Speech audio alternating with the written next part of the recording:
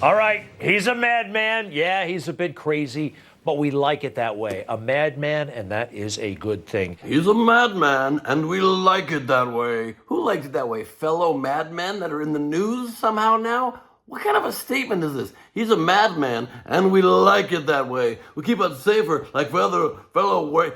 Pull it back 10 seconds real quick. It actually, once he's president again, as is my hope, will keep us safer, just like it did when he was president, and just like it did when other people that our enemies thought were a little bit crazy, it helps us. Just like it did when other people thought our enemies thought we're a little bit crazy. You're a little bit crazy, dog. You're a lot crazy, Kelly. You nuts, dude. That's why you're on Newsmax, a network that shouldn't be a network, has no respect as a network. You know what would be a better news anchor? My dog, Henry. Henry Horse could anchor the news better. Anything you want to say? Oh, I love how Trump doesn't even really speak much more English than I do. That's the way I like it. I'm a news dog. I mean, we've fallen to basically that in this country. They will go to any length. Trump supporters will go to literally any length to justify the insane behavior of this man. First, they say he's perfect. They buy that he's a stable genius, and they have to accept he's not stable. Then he's a criminal. Then crimes are okay. Then maybe the democracy's not that important. Maybe an insurrection actually shows how American you indeed are. And now we've got people saying, because you can't avoid as the craziness devolves deeper and deeper into the depths of true insanity, he's crazy, and that's what we want. Watch how they stretch even further, trying to create some sort of a case study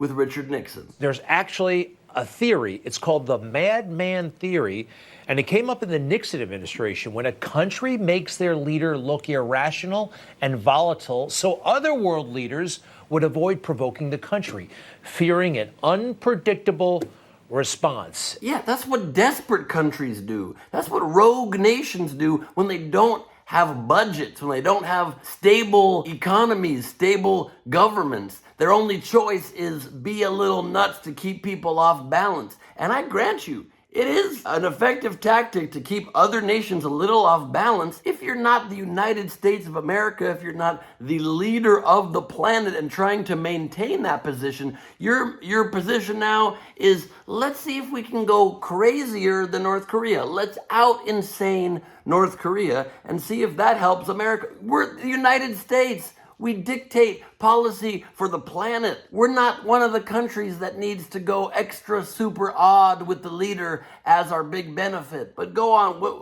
what did Nixon do? Nixon called it the madman theory. The idea that he would pretend that he hated communists so much that he would get angry and he would do anything to destroy communism and save South Vietnam. And so it was called the madman theory. So he liked to project this idea that he was mad and he would do anything to end the war.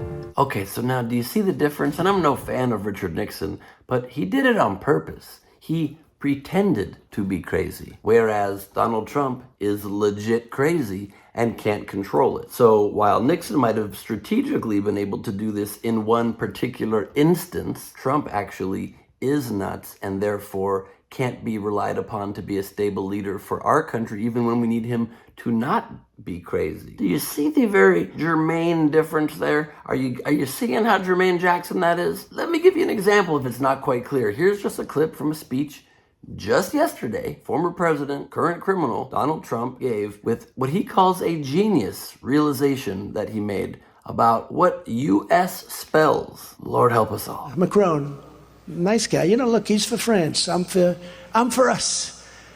I'm for us. You know how you spell us, right? You spell us, U.S.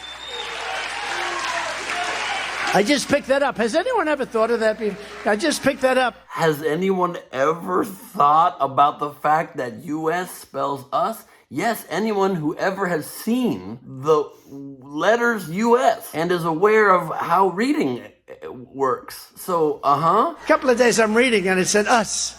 And I said, you know, if you think about it, us equals U.S. Isn't that? Now, if we say something genius, they'll never say it.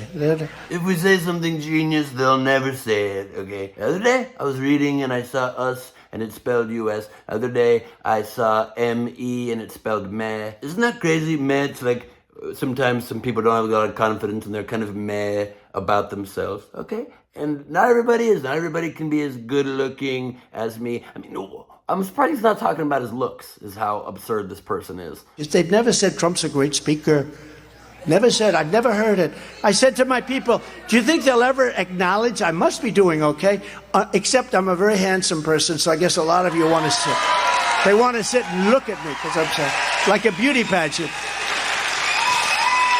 No, it's amazing. You're so handsome, they want to sit and look at you like a beauty pageant? Is that why you run in on yourself while you're changing clothes? Because you're also the owner of the pageant that people stare at you at? Like you used to do when you owned the Miss Universe pageants and would run back there super creepily while they were in various stages of undress? Oh, what a leader you are. The madman theory is just so perfect. If it weren't for the fact that he is an actual madman, getting crazier by the day. I'm Ben Gleib for Rebel HQ. If you are not a complete madman yourself, please follow me at Ben Gleib on social media. I post 3 stand-up comedy clips every single week. A lot of people also think that I'm one of the most handsome, and I ask my people, I say, do you think we must be doing okay? And will they acknowledge it? And my people are very confused by the whole framing of the question.